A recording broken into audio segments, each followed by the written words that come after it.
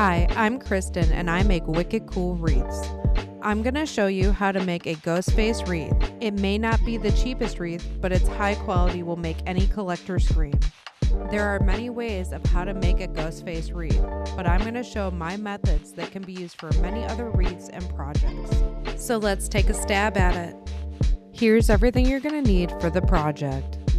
The first thing you're going to need is a 14-inch grapevine wreath base, some battery-operated fairy lights, correlated plastic board, air-dry clay foam, some spray paint, black, white, and any other color you may like, very fine glitter, a spray bottle with watered-down Mod Podge, of course the Mod Podge, Permablood or red acrylic paint, a can of great stuff, gaps and cracks, some fiberfill, an old school telephone, some twine, black 22 gauge wire, a thicker, sturdier wire, any kind of craft wood for the sign, black pipe cleaners, smart vinyl from Cricut, I used red glitter and white, a rubber fake knife, black winter gloves and disposable gloves, zip ties, and a Ghostface mask. Mine signed by Matthew Lillard and Skeet Ulrich that I met about a year ago.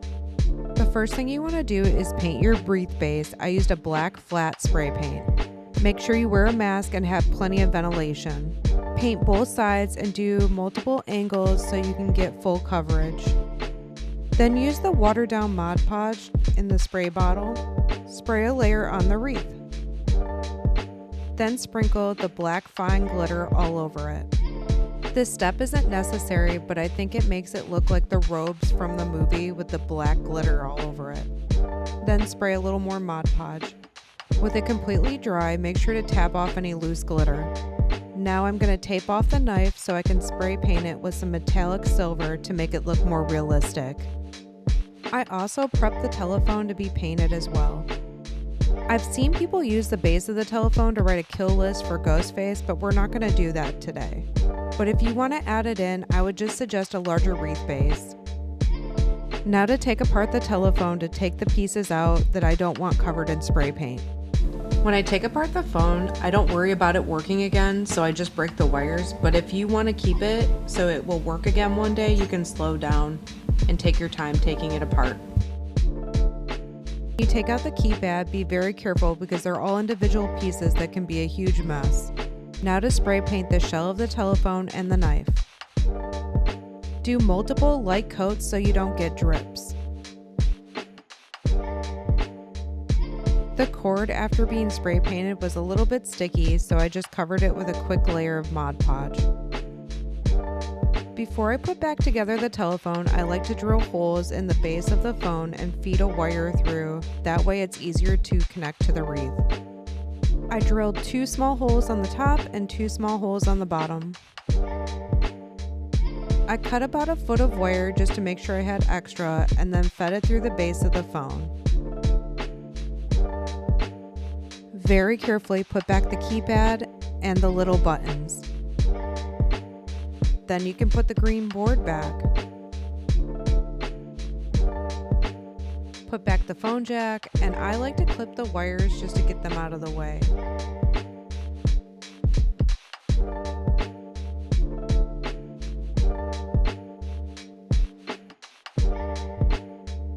The volume slider piece, and then the screws to hold them all in place. Then the back can snap back on. I definitely had one of these phones in 1996 when the movie came out.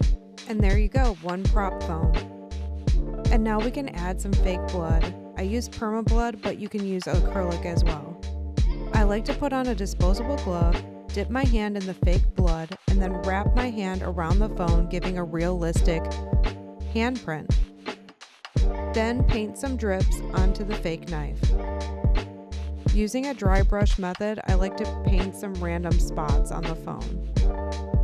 Now to make the hands, I take the thick wire and bend it into the shape of a hand so I can fit it into the glove, making a wire skeleton hand. Make sure to leave a tail so that way it can be attached to the wreath. I go back with a pair of pliers and fix the fingertips to be more pointy. Now carefully insert the wire hand skeleton into the plastic glove. Work the wire into each individual finger. Then tie off the wire where the wrist is. Then use the fiber fill to stuff the glove.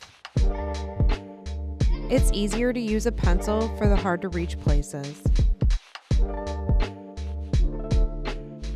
Just make sure to be careful so you don't rip a hole in the glove.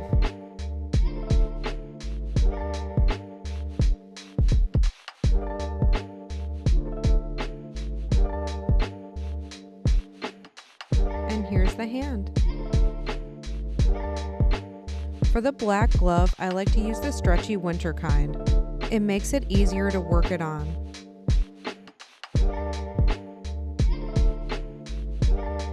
I bunch up the end of the plastic glove and take a zip tie to close it off so no moisture gets inside.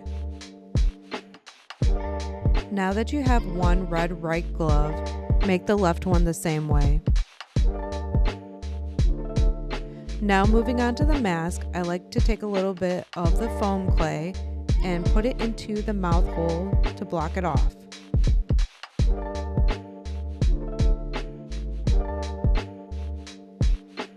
I like to take a little bit of the fabric that came with the mask and glue it into the eye holes to make the eyes a little bit darker. Then cut out any excess fabric so that way the lights create the correct silhouette. Then I trace the mask on the plastic board to give me the shape of the back of the mask.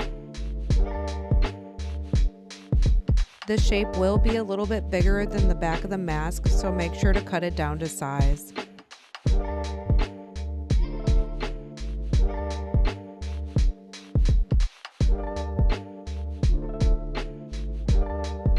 Then I make a hole through the plastic backing and the mask.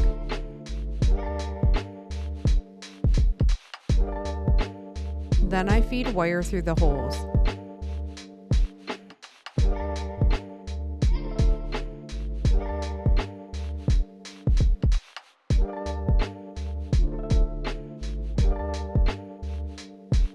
Then I twist it off and leave long tails so I can attach it to the wreath. Then use some fiber fill to create a barrier between the lights and the mask. This helps make the lights glow evenly. Now we can close it up and add more holes and more wire to keep it securely closed.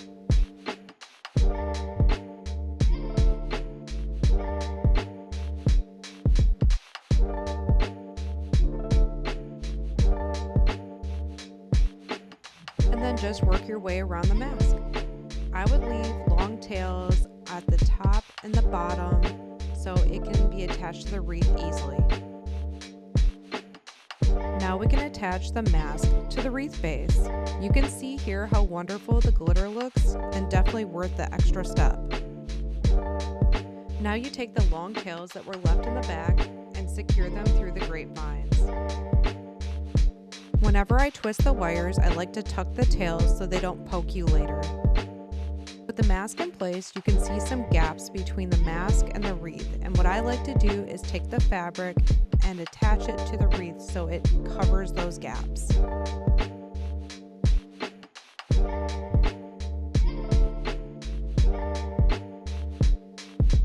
All I do is stretch the fabric and attach some wire so it stays in place. I also like to take a pipe cleaner to attach the battery pack to the wreath.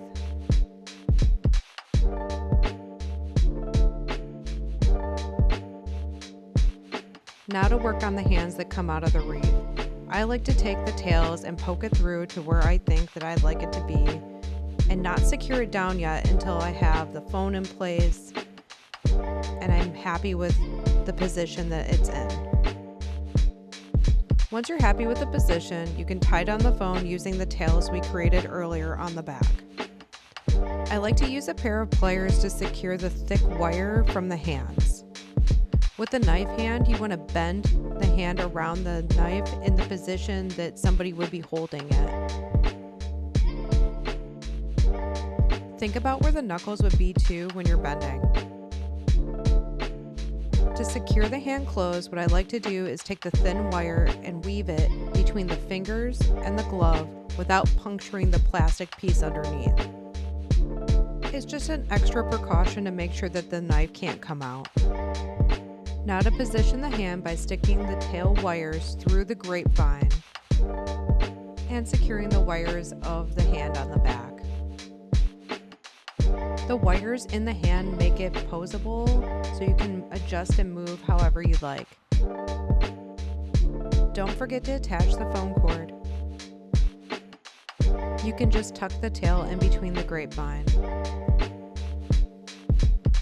I do have another video with a tutorial of how I do my signs that you should go check out. But one of the ways I like to do it is by cutting a piece of paper to a rough shape of what I'd like the wood to look like. And then taking that piece of paper and tracing it on the piece of wood to be cut out. You do not have to do this step. You can easily go buy a piece of wood from a craft store that is pre-cut out. Don't forget to paint in that piece of white foam in the mouth. Now with my sign done, I like to use the great stuff to attach it to the wreath. Just spray some on the back of the sign and place it.